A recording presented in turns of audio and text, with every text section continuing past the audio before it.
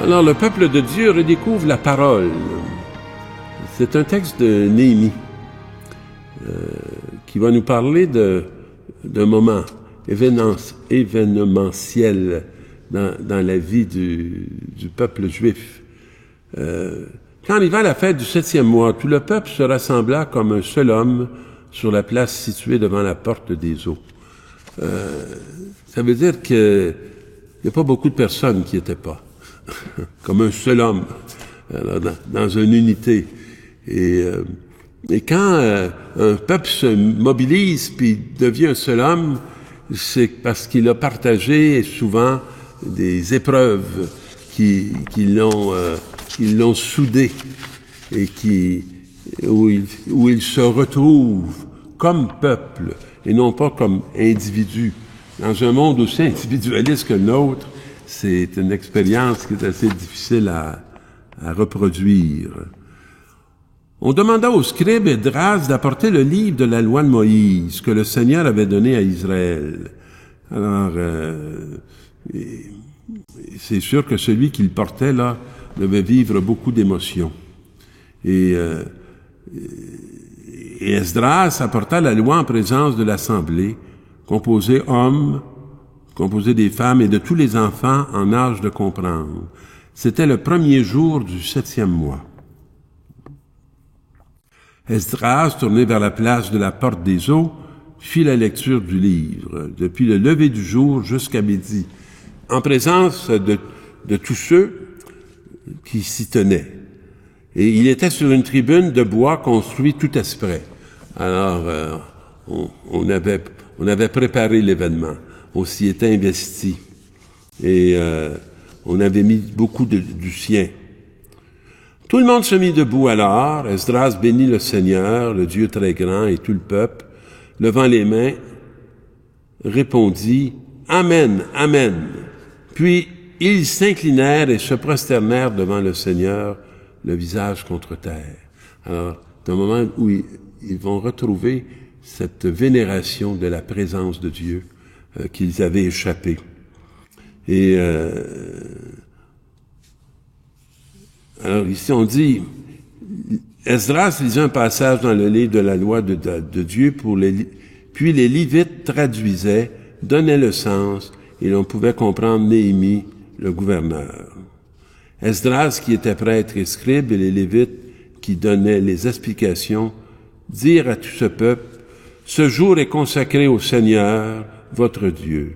Ne prenez pas le deuil, ne pleurez pas, car ils pleuraient tous en attendant les paroles de la loi, parce que ça faisait très longtemps qu'elles ne leur avaient pas été proclamées, et dont ils en avaient été privés. » Esdras leur dit encore, « Allez manger des viandes savoureuses, buvez des boissons aromatisées, et envoyez une part à celui qui n'a rien de prêt. » Et là, on sent que ce rassemblement rétablit la justice et le partage. Puis, le roi est comme en lien avec son peuple. Car ce jour est consacré à notre Dieu, ne vous affligez pas, le jour du Seigneur est votre rempart. Alors,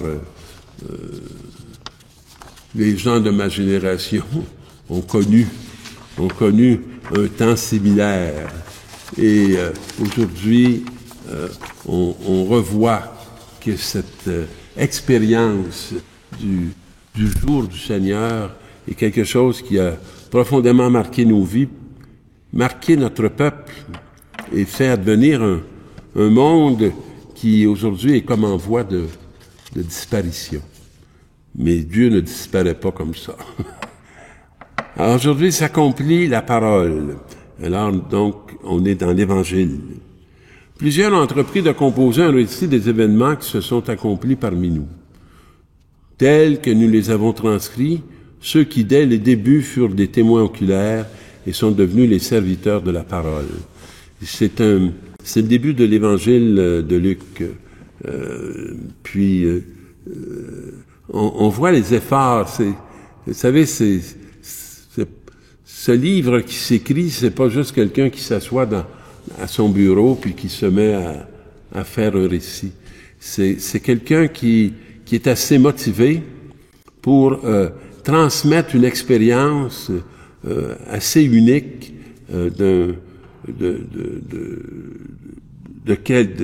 d'hommes et de femmes choisis qui ont fait une expérience que le judaïsme n'avait pas fait dans son ensemble et qui ont été les témoins oculaires et sont devenus les serviteurs de la parole, celle qui a été transmise par Jésus.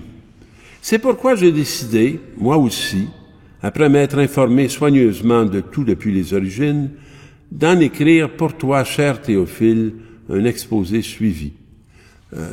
Puis le cher Théophile, là, finalement, ben, c'est nous aujourd'hui. Parce qu'on reçoit ce legs très, très unique des témoins oculaires qui ont fait route avec Jésus, qui l'ont écouté et qui ont fait connaître à leur génération ce qu'il avait proclamé. Alors, comme tout le monde faisait son éloge, il vint à Nazareth où il avait grandi. Comme il en avait l'habitude, il entra dans la synagogue le jour du sabbat et il se leva pour faire la lecture. Alors, on voit un Jésus qui retourne dans son lieu d'enfance, dans un lieu très familier, où lui-même est connu, puis les siens. Et il retourne à la synagogue. Et moi, je me revois souvent là, j'ai été plus marqué par ma deuxième paroisse que par ma première. Parce que ma première, j'étais bien jeune, j'y étais baptisé et confirmé. Et la première paroisse que j'ai connue a été la première église démolie à Montréal, l'église Saint-Henri. Alors, je l'ai fréquentée comme enfant, mais quand j'étais en deuxième année, on a déménagé. On s'est en allé dans la paroisse voisine, Saint-Zotique, et c'est là que j'ai plus de souvenirs de ma vie religieuse d'enfant, dans cette seconde. Puis, alors Jésus, lui, il retourne dans l'église de son enfance. Et là, on lui présente le livre du prophète Isaïe. Il ouvre le livre et trouve le passage où il est écrit « L'Esprit du Seigneur est sur moi, parce que le Seigneur m'a consacré par l'onction. » C'est une parole qu'il trouve, mais dans laquelle il se trouve aussi. Une parole qui le révèle à lui-même et qui va aussi le révéler aux autres. Il m'a envoyé porter la bonne nouvelle aux pauvres, annoncer aux prisonniers qu'ils sont libres. Et là, il va nous les décrire, les pauvres. Hein. Les pauvres vont se mettre à avoir comme une identité. Aux aveugles qu'ils verront la lumière, apporter aux opprimés la libération, annoncer une année de bienfaits accordée par le Seigneur. Et là, Jésus referma le livre. C'est sûr que cette parole-là, dans son cœur d'homme, fait écho. Et dans son cœur de fils, puis dans son cœur d'évangélisateur, ça allume un feu. Puis là, il va dire quelque chose. Il va faire quelque chose de lui-même. Jésus referma le livre, le rendit au servant et s'assit. Et j'essaie d'imaginer la densité de ce qu'a pu vivre ces hommes à la synagogue. Tous dans la synagogue avaient les yeux fixés sur lui. C'est comme s'ils commençaient à percevoir que ce Messie qu'ils attendaient depuis 2000 ans était assis au milieu d'eux.